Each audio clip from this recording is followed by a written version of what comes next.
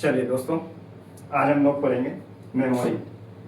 Memory का topic आज solve करेंगे। जैसे पुराने में हमने पढ़ा ऑपरेटिंग सिस्टम पुरानी क्लासेस में, आज हम पढ़ेंगे मेमोरी क्या है।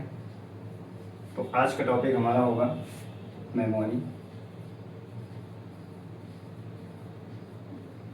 मेमोरी देखो, मेमोरी से कंपलसरी बहुत सारे क्वेश्चन आपके बन जाते हैं कि मेमोरी क्या है। तो अक्सर आपको ध्यान रखना है कि मेमोरी कंप्यूटर का वो भाग होता है जहाँ पे डाटा को स्थायी या अस्थायी रूप से संग्रहित किया जाता है। ठीक, इतना आपको ध्यान रखना है। मेमोरी कंप्यूटर का वह भाग है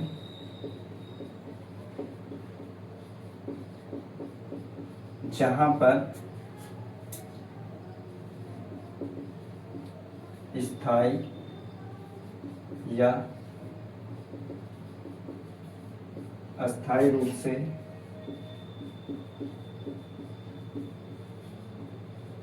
डेटा को संग्रहित किया जाता है।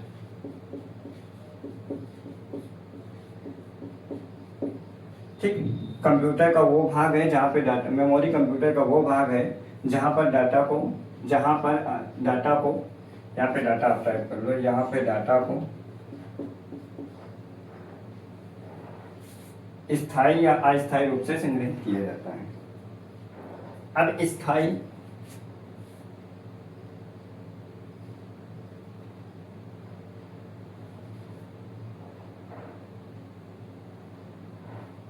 दोनों जगह मैंने स्थायी लिख दिया, स्थायी या अस्थायी रूप से डाटा को संग्रहित किया जाता है। और मेमोरी को स्टोर रूम के नाम से भी जाना जाता है। और मेमोरी को स्टोर रूम के नाम से भी जाना जाता है। ये हो गया मेमोरी क्या है। मेमोरी कंप्यूटर का वो भाग है जहाँ पे डाटा को स्थायी या अस्थायी रूप से संग्रहित किया जाता है और इसे स्टोर रूम भी कहा जाता है। तो वो मेमोरी को क्या है, कंपलसरी दो भागों में बांटा गया है। कितने भागों में बांटा गया है? मेमोरी को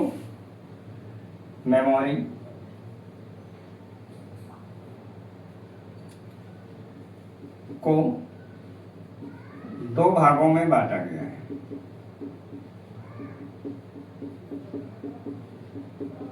मेमोरी को दो भागों में बांटा गया है। पहली आपकी आ गई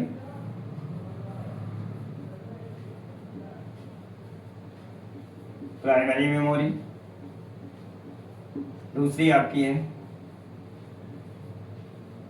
सेकेंडरी मेमोरी।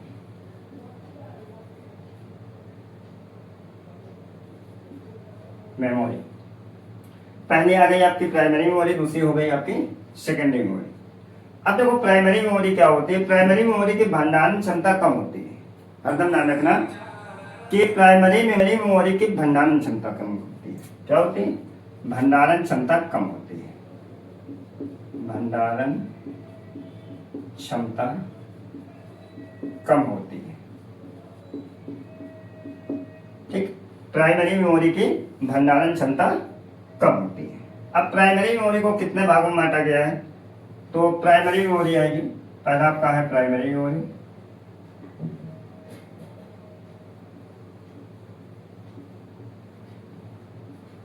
अब प्राइमरी मेमोरी को दो भागों में बांटा गया है, ए और बी। ए बांटा गया आपको रैम, बी बांटा गया रोम। रैम का क्या है? Random access memory full form होता है रैंडम एक्सेस मेमोरी। और रोम का होता है रीड ओनली मेमोरी। ठीक, प्राइमरी मेमोरी को दो भागों में बांटा गया है। हम पहले प्राइमरी के बारे में पढ़ेंगे, फिर सेकेंडरी में आएंगे। कह रहे हैं ऊपर से हम टॉपिक को एक बार रिपीट करते हैं। कह रहे कंप्यूटर को वो भाग जहाँ पे डाटा को अस्थायी या अस्थायी स्थायी रूप से संग्रहित किया जाता है वो आपकी मेमोरी कहलाती है। यहाँ पे मेमोरी को एक भंडारण क्षमता या स्टोर रूम के नाम से भी जाना जाता है। और प्राइमरी मेमोरी को दो भागों में बांटा गया है। पहली आपकी प्राइमरी मेमोरी है, दूसरी आपकी सेकेंडरी मेमोरी। प्राइमरी मेमोरी में भंडारण क्षमता और गति कार्य की स्पीड कम होती है, भंडारण क्षमता और कार्य गति की क्षमता कम होती है। और प्राइमरी मेमोरी को दो भागों में बांट दिया गया। पहले जैसे आपकी प्राइमरी मेमोरी को दो भागों में बांटा गया, एक रैम एक रोम। अब ये रैम क्या है, रोम क्या है? रैम का फुल फॉर्म होता है रैंडम एक्सेस मेमोरी और रोम का फुल फॉर्म होता है रीड ओनली मेमोरी। अब कह रहा है जो आपकी अभी मैंने बताया कि स्थायी और अस्थायी रूप से डाटा को संग्रहित किया जाता है। यहाँ पे मैंने हाईलाइट किया है पहले डिफिनेशन में कि स्थायी और अस्थायी रूप से डाटा को संग्रहित किया जाता है। अब इसमें रैम और रोम में स्थायी और अस्थायी मेमोरी कौन सी है? तो देखो आपकी जो रैम होती है ये आपकी अस्थायी मेमोरी है। क्या है? अस्थायी मेमोरी,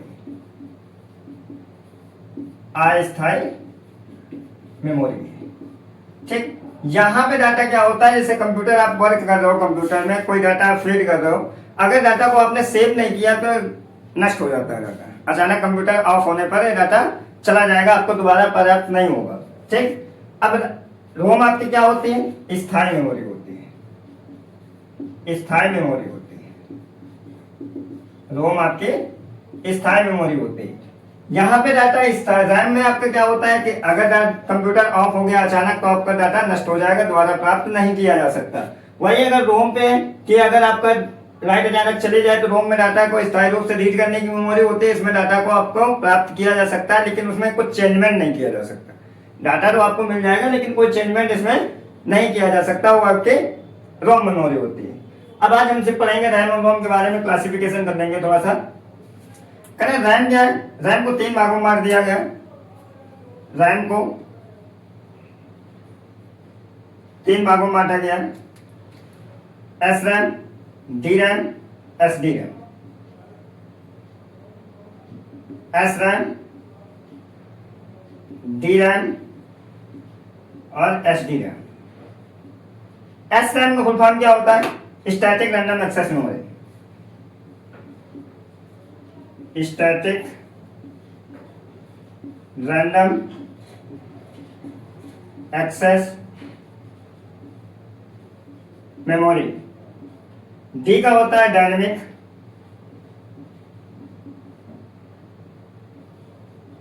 रैंडम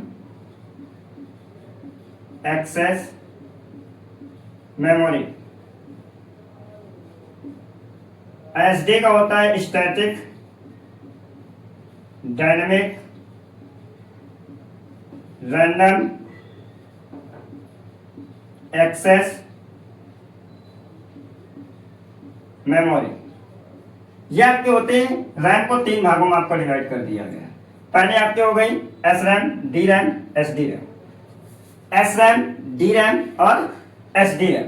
तो ये तो आपके हो गए रैम के बारे में। ठीक, कि रैम को कितने भागों में बांटा गया? जो आपकी अस्थायी मेमोरी होती है। रैम आपकी क्या होती है? अस्थायी मेमोरी होती है। आपको नोट करना है तो नोट कर लीजिए, मैं इरेज करके ऊपर कुछ लिखूंगा।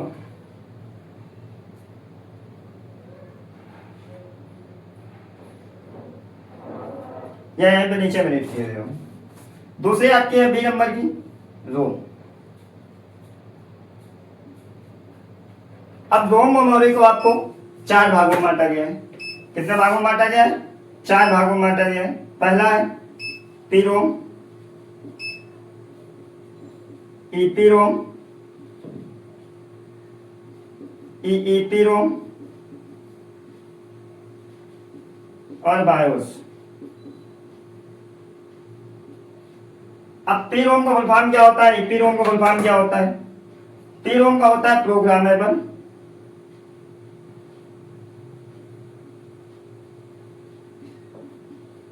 Read only memory.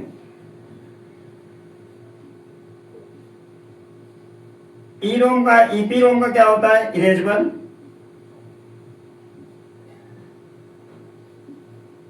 Programmable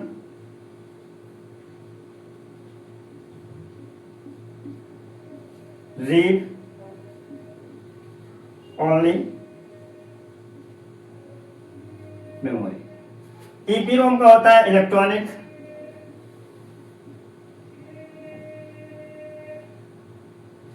electronic या इलेक्ट्रॉनिकल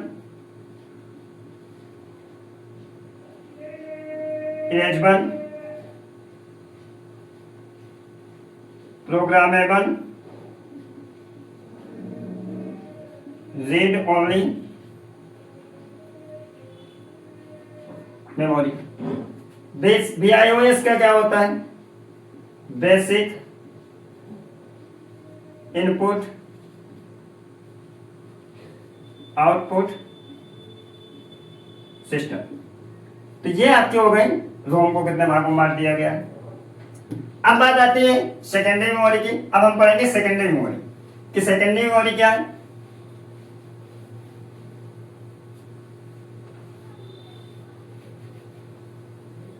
अब हम पढ़ेंगे सेकेंडरी मेमोरी।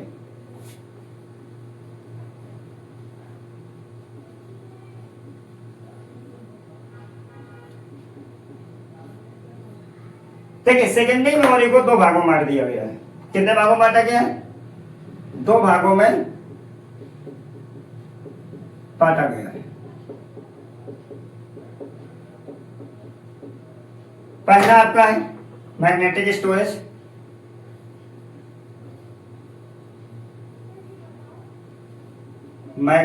स्टोरेज। दूसरा आपका है ऑप्टिकल स्टोरेज।